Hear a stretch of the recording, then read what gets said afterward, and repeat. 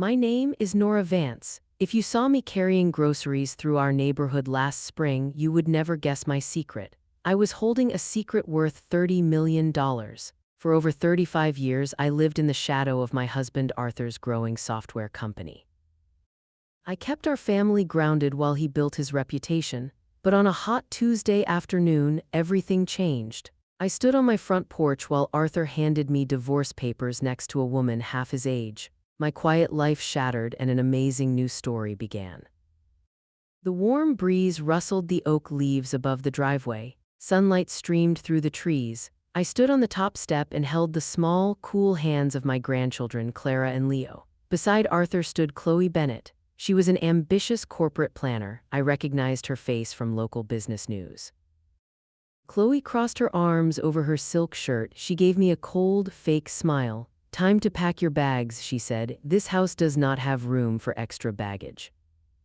I looked away from her fake smile and looked at Arthur. He stared down at the floor, unable to look me in the eye. Less than 2 hours ago, I sat in a legal office in downtown Chicago. I learned that my late great-aunt Beatrice had left me a vast real estate fortune and an 18-story office tower. The official paper sat inside a thick manila envelope right in my purse.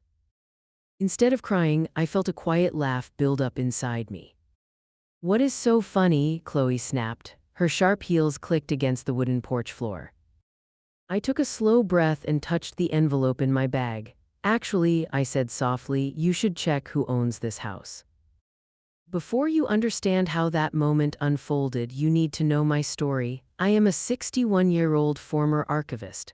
I ended up on that porch with the ultimate secret against the man who thought he could throw me away.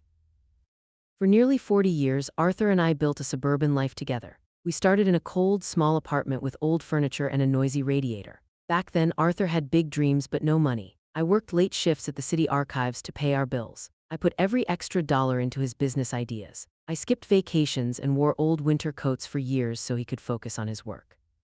When his company finally succeeded, people praised him as a genius. I never asked for credit. I believed marriage meant working together without keeping score. Our daughter Maya worked long hours as a therapist, raising 2 kids on her own after a divorce. Money was tight for her, but she never complained. Our son Julian taught high school literature. He spent his weekends grading papers and buying classroom supplies with his own money. "Stories are not about easy endings," Julian always told his students. "They are about how people survive the hard times."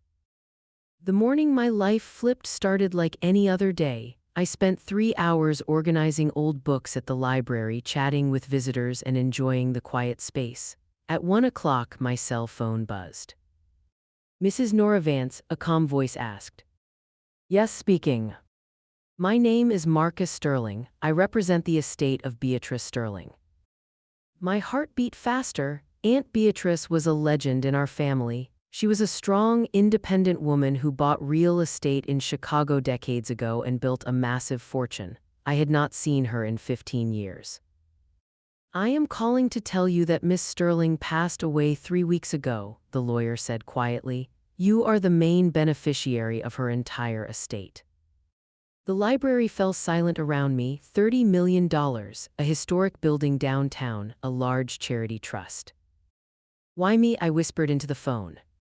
"Miss Sterling left a personal letter for you," Mr. Sterling replied. "Please come to our office tomorrow morning." I ended the call in shock. I did not think about buying diamonds or expensive cars. I thought about Maya's house payments and Julian's crowded classroom. Later that afternoon, I picked up Clara and Leo from school. They laughed and argued about music in the back seat. But when I pulled into my driveway, 2 expensive luxury cars were parked near the garage. 6 cardboard boxes sat next to the front porch steps. The top box had my name written across it in messy black marker, Nora.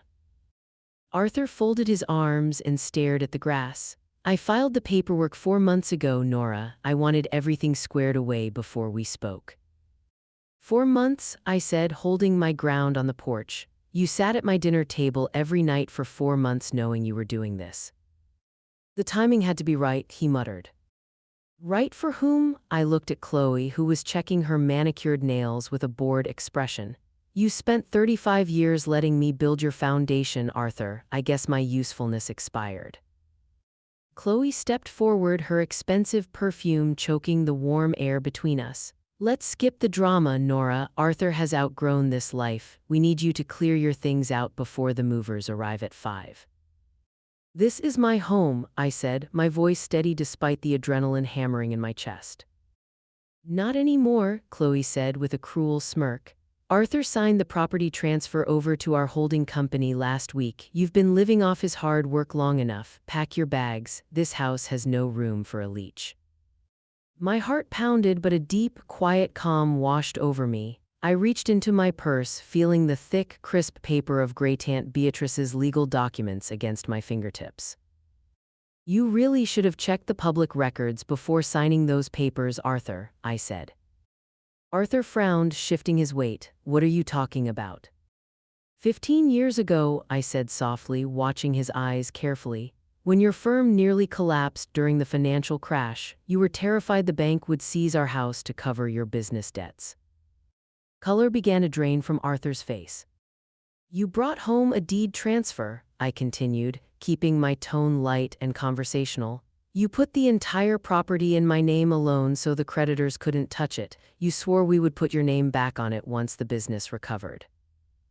Chloe turned sharply toward Arthur, her smile vanishing. Arthur, what is she talking about?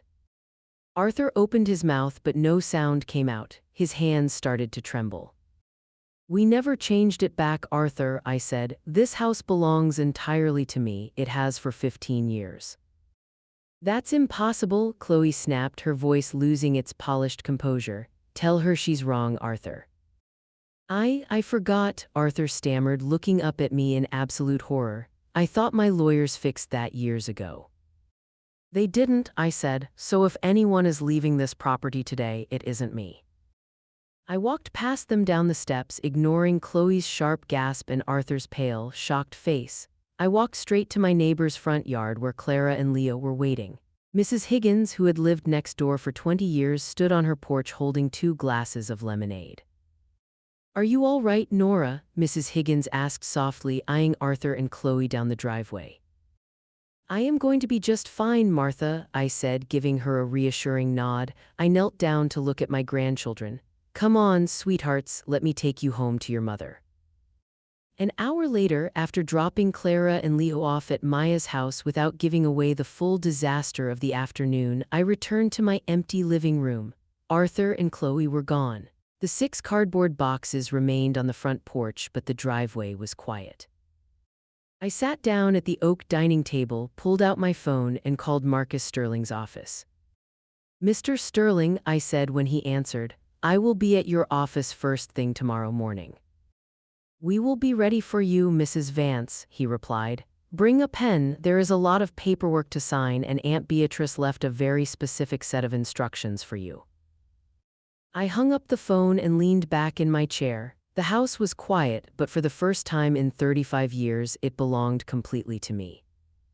The morning train into downtown Chicago was packed with commuters staring at their phones, but I spent the 40-minute ride looking out the window. Watching the suburban lawns give way to red brick industrial yards and then the soaring glass towers of the Loop, I felt like a traveler entering a foreign country. By 9 o'clock, I stood in the lobby of the Sterling Building on La Salle Street. It was an 18-story limestone landmark built in the 1920s with intricate brass elevator doors and polished marble floors that echoed with every step. My aunt's law firm, Sterling & Associates, occupied the entire top floor. Marcus Sterling greeted me in a sunlit conference room overlooking the Chicago River. He was a tall man in his late 50s with silver-streaked hair and a warm, steady manner that instantly put me at ease. Your aunt was a remarkable woman, Nora, Marcus said, placing a thick leather-bound binder on the table. She spent 60 years quietly accumulating commercial real estate while everyone else was looking at the stock market. She managed this entire portfolio with 3 principles: buy quality, treat tenants fairly, and never brag. He opened the binder and began laying out the documents. The numbers were staggering. The primary estate consisted of $30 million in liquid assets, treasury bonds, and low-risk index funds. Then came the real property, full ownership of the Sterling Building, 3 fully leased commercial parking structures in the Loop, and a majority stake in a private educational trust fund that provided grants to public schools. 30 million, I whispered, staring at the typed figures. And an annual net rental income from this building alone of roughly 2.4 million, Marcus added quietly. You are now the sole trustee of the Sterling Foundation as well. He reached into his breast pocket and handed me a sealed cream-colored envelope. She insisted you read this alone. My hands trembled slightly as I broke the wax seal. Aunt Beatrice's handwriting was bold and slanted, written in dark blue ink. Dear Nora, if you are reading this, I have finally turned off the lights and left the office. You are probably wondering why I left all of this to you instead of your cousins or dozens of eager charities. The answer is simple. I watched you. For 30 years I watched you work double shifts at the archives so Arthur could build his dreams. I watched you fix your own leaky pipes, stretch every dollar, and raise 2 thoughtful children without ever demanding a parade for your sacrifices. Money does not create character, my dear, it only reveals it. I knew that in your hands this fortune would build things up rather than tear people down. Do not let Arthur or anyone else make you feel small. You were always the anchor. With love, Aunt Beatrice's tears filled my eyes, blurring the crisp blue handwriting. I wiped them away with the back of my hand and looked out the window at the sprawling city below. All those years I thought no one noticed the long hours, the worn coats, and the quiet sacrifices. Aunt Beatrice had seen every bit of it. Is everything all right, Mrs. Vance? Marcus asked softly. Everything is fine, Marcus, I said, folding the letter carefully and placing it inside my handbag alongside the deed to my house. In fact, for the first time in a very long time, I think everything is going to be just fine. What would you like to do first? I smiled. First, I want to make sure my daughter never has to worry about her mortgage again. Second, I want to double the budget for my son's high school library. And third, I think I'm going to buy myself a very good lunch. I spent the next 3 weeks learning how to manage an empire in sneakers and a denim jacket. Every morning, I took the train into the Loop and met with Marcus Sterling, or Carlos, the Sterling building's chief engineer. Carlos had worked in the basement mechanical rooms for 24 years. He showed me the aging boilers, the copper pipes, and the roof deck that overlooked the Chicago River. The previous management wanted to delay replacing these steam valves to cut costs, Carlos said, tapping a rusted pipe with a wrench. They said it could wait another year. Will it survive the winter? I asked. Carlos shook his head. If we get a hard freeze in January, these pipes will burst and flood the lower 4 floors. Replace them, I said without hesitation. Order the parts today.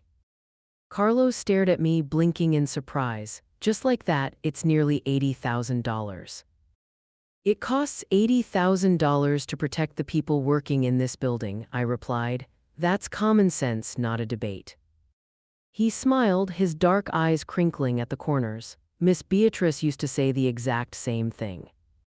While I settled into my role as caretaker of the Sterling estate, Arthur was learning that real estate law cared very little for his ambition.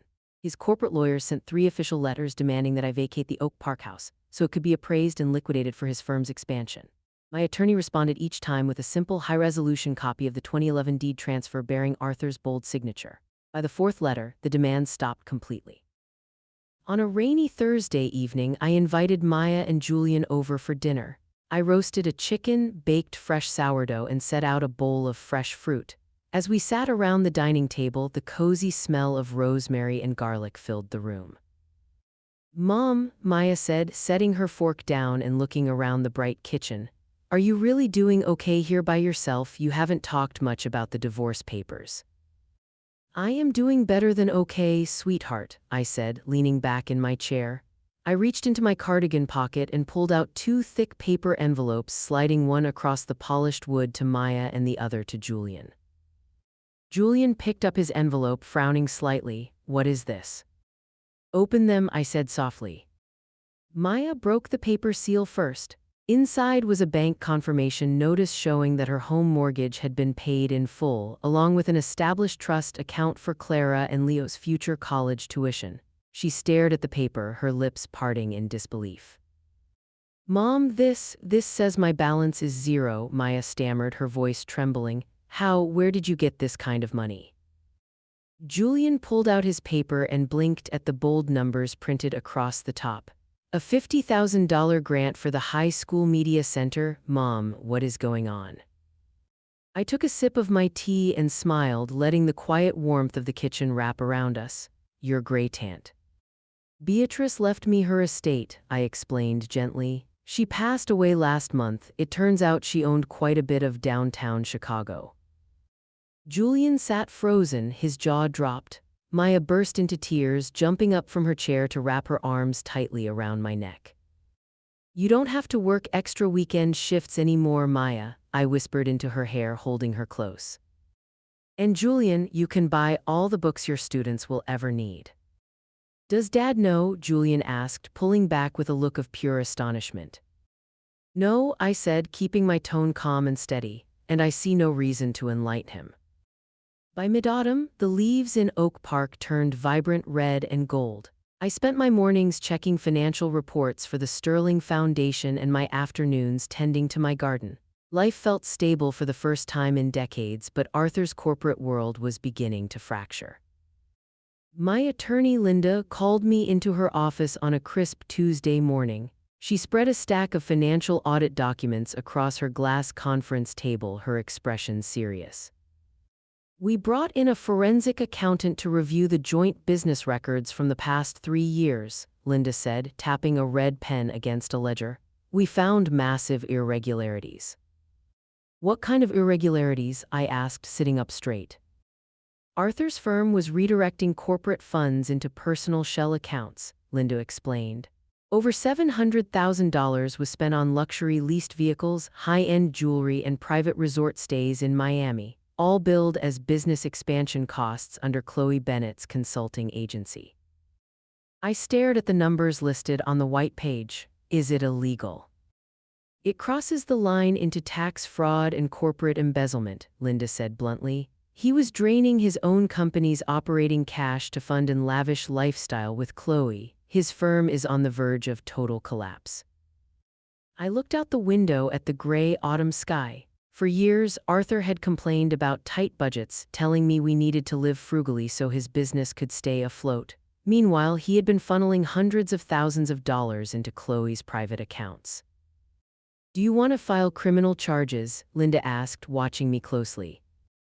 No, I replied, my voice cool and calm. Hand the audit over to the court auditors as part of our standard divorce disclosures. Let the state authorities do their jobs. I won't launch a crusade, but I won't cover his tracks either. 2 days later, Arthur's name hit the local business press. A brief article in the Chicago Business Journal noted that federal regulators were reviewing the financial accounting of Vance Software Solutions. My phone rang 6 times that evening. Arthur's name flashed across the screen over and over again. I let every call go straight to voicemail. At 9 o'clock, a final notification popped up on my screen. It was a text message from Arthur. Nora, please, the bank is freezing my corporate accounts. I need to talk to you. Chloe left town this morning. I looked at the message for a long moment, feeling no surge of triumph, only a quiet, sad clarity. I set the phone face down on the nightstand, turned off the lamp, and went to sleep. By late November, the autumn chill turned into a sharp winter frost. The news about Vance Software Solutions broke wide open across local business outlets. Financial inspectors discovered massive debts hidden beneath cooked books, and major clients dropped their contracts overnight. Arthur's company filed for bankruptcy protection to avoid immediate liquidation. One snowy afternoon, Chloe's sudden departure hit the local real estate blogs. She had abruptly packed her office in the Loop, severed her ties with Arthur's firm, and relocated to Miami with a wealthy commercial developer. Arthur was left alone in a rented 2-bedroom apartment near the highway, facing mountains of legal debt and corporate lawsuits.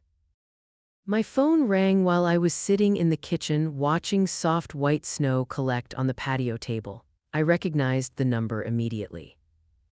Hello, Arthur, I said, keeping my tone steady. Nora, his voice sounded frail, completely stripped of the booming confidence he used to carry. Thank you for picking up. What do you need? I wanted to ask if we could meet, he said, clearing his throat nervously. Just for half an hour, at the diner near the old archive building, please, I don't have anyone else to talk to. I looked at the winter garden outside my window, feeling a quiet pulse of sympathy mixed with firm resolve. Half an hour tomorrow at noon. The next day, I walked into the old diner on Oak Street. The smell of fresh coffee and roasted turkey filled the warm room.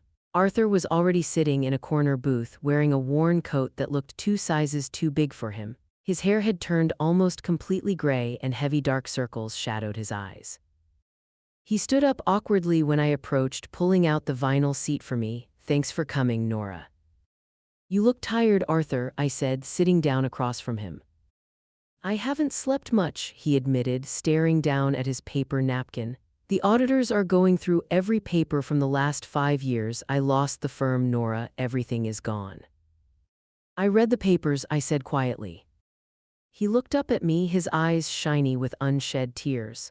"I made a mess of everything. I listened to Chloe. I thought I was building something bigger, but I was just throwing away the only real foundation I ever had." "You built your business on appearance, Arthur," I replied, keeping my voice soft but honest. "You forgot about the people who helped you lay the bricks." "I know," he choked out, wiping his face with his sleeve. "I spent 35 years taking you for granted. You worked double shifts so I could buy equipment. You balanced my books when we couldn't afford an accountant. And how did I repay you? I brought divorce papers to your porch." "Yes," I said, "you did." "Can you ever forgive me?" he whispered. I folded my hands on the table and looked at the man I had shared most of my life with. The anger I had felt on the porch months ago was completely gone, replaced by a quiet, deep peace. "I forgave you weeks ago, Arthur," I said gently. "Forgiveness means I refuse to carry bitterness in my heart. But forgiveness isn't the same thing as going back." Arthur nodded slowly, his shoulders slumping. "I understand. I don't deserve a second chance." "I hope you find peace, Arthur," I said, standing up from the booth. "I truly do, but my life is moving forward now."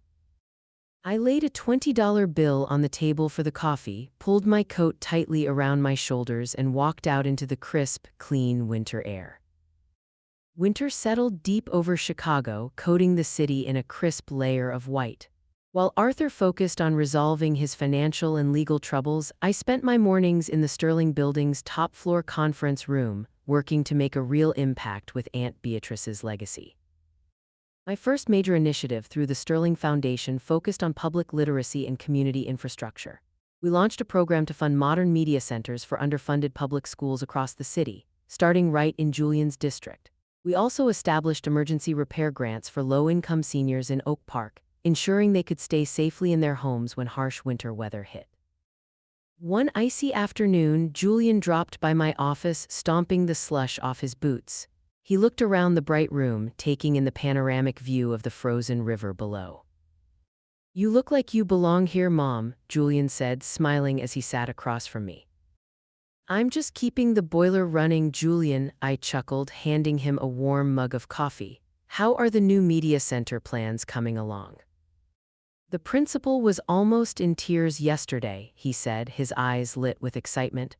"We're ordering 30 new computers, hundreds of new books, and building a comfortable reading lounge for the kids. You're changing hundreds of lives, Mom."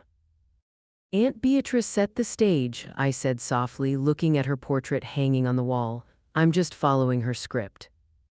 Later that evening, I received an unexpected email from Marcus Sterling. A prime commercial floor in our LaSalle Street building had just become vacant after a national firm relocated. Instead of putting it back on the commercial market for top dollar, I made a decision.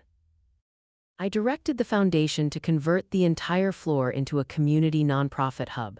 We offered free, modern office spaces and meeting rooms to local charitable organizations, youth mentoring groups, and senior support services. Within 3 weeks, the quiet floor vibrated with energy, purpose, and hope. Walking through those bright hallways on a Friday afternoon, listening to volunteers organize food drives and tutors helping young students, I felt a deep, quiet fulfillment. For 35 years, my effort had been funneled into building one man's business empire, an empire that collapsed the moment pressure was applied. Now, every hour spent was laying a foundation that actually mattered. Spring arrived with a quiet softness, washing away the gray Chicago slush and coaxing green shoots up through the damp earth in my Oak Park garden. With the nonprofit hub flourishing downtown, I decided to take on a personal project that had been sitting in the back of my mind for months: renovating my home. For decades, the house had reflected Arthur's preference for cold, corporate minimalism: dark leather, stark white walls, and heavy blinds that blocked out the sun. I hired a local contractor and got to work. We repainted the living room in warm, creamy ambers, installed open wooden shelving to display my favorite old books, and opened up the back patio with glass doors that flooded the kitchen with sunlight. One Saturday morning, Maya stopped by while the painters were finishing up in the hallway. She stood in the center of the living room, taking a deep breath of fresh air and looking at the bright, inviting space. "It feels so different in here, Mom," Maya said, leaning against the warm wooden counter. "It actually feels like you." "It does, doesn't it?" I smiled, wiping down the table. "For 35 years, I was living in someone else's museum. Now it's a home." "How are things with Dad?" she asked gently, placing a hand over mine. "Julian mentioned he ran into him last week." "Arthur is taking small steps," I said honestly. After his firm's bankruptcy was finalized, Arthur had taken a low-salaried position with a regional housing advocacy group, helping low-income seniors navigate mortgage paperwork. It didn't pay much, and his fancy sports cars were long gone, but for the first time in his life, he was doing work that helped people rather than his own ego. "He called me last Tuesday," I continued. "He wanted to thank me for not contesting his personal asset exemptions during the legal settlement." He sounded grounded, different. "Do you miss him?" Maya asked softly. I looked around the sunlit kitchen, feeling the cool breeze rustle the sheer curtains by the patio. "I miss the young man I married 40 years ago," I replied. "But that man disappeared a long time ago. The life I have now, this peace, this purpose, it's mine. I wouldn't trade it for anything." Later that afternoon, after Maya left, I sat on my newly renovated back porch with a cup of chamomile tea. The sun dipped below the oak trees, casting long, golden shadows across the lawn. My phone buzzed on the wooden side table. It was a text from Marcus Sterling, accompanied by an attached document. "Mrs. Vance, the board has officially approved the expansion of the Sterling Literary Grant. We are ready to launch in 10 new districts this fall." I smiled, setting the phone down. The woman who had stood on this porch months ago, handed divorce papers while being mocked by her husband's mistress, felt like a distant memory. She had survived the storm, and in doing so, she had built a shelter for everyone around her. By late spring, the nonprofit hub on LaSalle Street had grown into one of the most active community spaces in downtown Chicago. Organizations that used to struggle to pay rent were now holding workshops, training sessions, and literacy clinics right in the heart of the loop. On a bright Tuesday morning, Marcus Sterling called me into the primary conference room on the top floor. The long mahogany table was surrounded by the senior board members of the Sterling Foundation, a group of seasoned attorneys, accountants, and former business executives who had served Aunt Beatrice for decades. "Nora," Marcus said, standing up to welcome me, "the board has reviewed the Q1 results for the Community Center and the new Media Center grants. We have a proposal." I sat down near the head of the table. "I'm listening." One of the senior board members, a retired civil judge named Evelyn Vance, no relation, though we often chuckled over the shared name, nodded warmly. "For years, Miss Beatrice kept this foundation's decisions very close to her chest. But the direction you've taken over the last 6 months has expanded our reach by 40% while keeping overhead costs lower than they've been in a decade." "You ask practical questions, Nora," Marcus added, sliding a blue folder toward me. "You don't care about corporate prestige, you care about results. The board wants to formally appoint you as the permanent executive chairwoman of the foundation with full voting authority over all real estate holdings." I looked down at the documents inside the folder. My name was printed across the official letterhead in clean, bold type: Nora Vance, Executive Chairwoman. For 35 years, my name had only appeared at the bottom of tax forms or on the secondary line of Arthur's business accounts. I had managed budgets, calculated costs, and organized schedules from behind the scenes while someone else took the podium. I accept, I said, looking up at the board members, on one condition. Marcus raised an eyebrow with a faint smile. Name it. We create a permanent oversight committee made up of public school teachers, community leaders, and local librarians, I replied firmly. If we are going to invest millions of dollars into this city, the people on the front lines need a voice in where that money goes. Evelyn Vance let out a soft laugh and tapped her pen against the table. Aunt Beatrice would have loved you, Nora, motion passed. That evening, I didn't celebrate at a high-end restaurant or order expensive champagne. I walked 3 blocks down La Salle Street to a quiet park by the river, sat on a bench under the warm evening sky and watched the tour boats slide through the dark water. The city lights began to twinkle against the glass towers. My phone buzzed in my pocket. It was a picture message from Julian. He had sent a photo of his high school classroom, packed with students sitting in new armchairs reading books from the freshly stocked shelves. Attached was a short note, "Look what you built, Mom." I saved the photo to my phone, leaned back against the wooden bench, and took a deep, peaceful breath. The foundation under my feet was no longer shaking. It was solid, strong, and built to last. Summer returned to Chicago with vibrant warmth, turning the lakefront into a bustling stretch of green grass, blue water, and endless sunlight. While the foundation flourished, Arthur's legal journey finally reached its conclusion. The federal audit wrapped up, culminating in heavy financial penalties, liquidations, and complete corporate dissolution. Because the court found that the primary fraudulent transfers were orchestrated through Chloe's consulting agency, and because Arthur had fully cooperated with federal inspectors, he avoided jail time. However, every asset associated with his former company was stripped away to satisfy back taxes and bank debts. On a warm Thursday afternoon, my phone rang while I was organizing the summer reading roster for the media center. Nora. Hello, Arthur, I said, leaning back in my chair. The court finished the final asset allocation today, Arthur said, his voice flat and quiet. The firm is officially gone, everything was liquidated. I know, I said gently. Linda sent me the final summary this morning. I wanted to let you know that I'm moving into a small studio apartment near the community center in Evanston, he continued. It's near my new job. I start full-time on Monday, counseling elderly residents on housing rights. That sounds like good, honest work, Arthur, I said. I think it will be good for you. He paused, and for several long seconds the only sound on the line was his soft breathing. I saw a news segment last night about the nonprofit hub on La Salle Street. They mentioned the Sterling Foundation and showed a clip of you speaking at the ribbon cutting.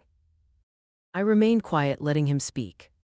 You look so confident, Nora, he whispered, his voice catching slightly. So composed. I spent 40 years thinking I was the driver and you were just along for the ride. Standing on that porch last year, I thought I was taking your life away, but I didn't take anything, did I? I just got out of your way. We both moved on to where we belonged, Arthur, I said firmly but without anger. I wish you the best in Evanston, truly. Thank you, Nora, he said softly. Goodbye. Goodbye, Arthur. I hung up the phone and set it on my desk. There was no sting left in his voice, no lingering bitterness in my heart. The past had unraveled completely, leaving behind only the clear, steady path ahead. The scent of roasting vegetables and fresh basil filled my kitchen on a golden September afternoon. Outside, the maple trees were just beginning to tinge with orange. My house felt alive with noise, laughter, and the clatter of silverware, a scene that would have been unimaginable 16 months ago when I stood on the porch with 6 cardboard boxes.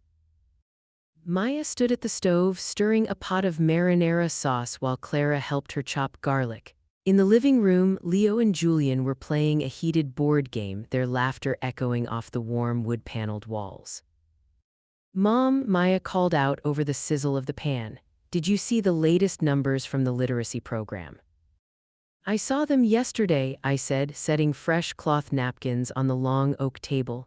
Over 400 students enrolled in the autumn reading clubs. And the high school library project won a regional award, Julian added, stepping into the doorway with Leo on his shoulders. The district superintendent wants to feature your foundation in their annual report. It isn't my foundation, Julian, I reminded him with a soft smile. It belongs to the community. You built it, Mom, Maya said, turning from the stove with a serious, tender expression. Dad built a company that fell apart the moment things got tough. You built something that actually shelters people. A gentle knock came at the back door. The room quieted for a fraction of a second. I walked to the kitchen door and opened it. Arthur stood on the back porch holding a small wooden box wrapped in a blue ribbon. He wore a modest brown jacket, his hair entirely gray now, but his eyes were clear and calm. Hello, Nora, he said softly. I hope I'm not intruding. Not at all, Arthur, I said, stepping aside to let him enter the mudroom. Come in. The children greeted him politely. The atmosphere wasn't tense, nor was it overly warm. It was simply peaceful, the quiet grace of a family that had learned how to heal without pretending the past hadn't happened. Arthur set the wooden box on the hall table. I brought Leo's old model train set, he said, looking at me. I found it while clearing out the last storage locker in Evanston. I thought he might like it. Leo's eyes lit up. Thanks, Grandpa. Arthur stayed for 15 minutes, drinking a glass of water, chatting quietly with Julian about high school sports and admiring the bright, open kitchen. Before he left, he paused at the doorway, looking back at the bustling room filled with his children and grandchildren. It's a beautiful home, Nora, he said quietly, his voice full of genuine appreciation. Thank you, Arthur, I replied. Take care. After he walked down the driveway into the crisp autumn afternoon, I closed the door and leaned against it for a moment. There was no sadness left in my heart, only the quiet satisfaction of a woman who had reclaimed her life, brick by brick, without ever tearing anyone else down. A year after I stood on my front porch holding divorce papers, I stood on the rooftop terrace of the Sterling building. The autumn sunset painted the Chicago skyline in broad strokes of brilliant orange and deep indigo. Below me, yellow taxicabs moved like tiny glowing beetles along LaSalle Street. The chill evening breeze carried the faint hum of evening traffic, but up here, 18 stories above the pavement, everything felt still and serene. I rested my hands against the cool stone ledge and looked out over the sprawling city. When I first inherited this limestone building, I thought it represented a financial mountain, a complex weight of numbers, ledgers, and legal responsibilities. Now, looking at the warm glow illuminating the nonprofit hub 4 floors below, I understood what it truly meant. Wealth had not rewritten my identity. It had simply given my quiet values a louder voice. The Sterling Foundation had just completed its most successful year. We had expanded literacy grants to dozens of school districts across Illinois, upgraded media centers, and repaired homes for hundreds of low-income seniors.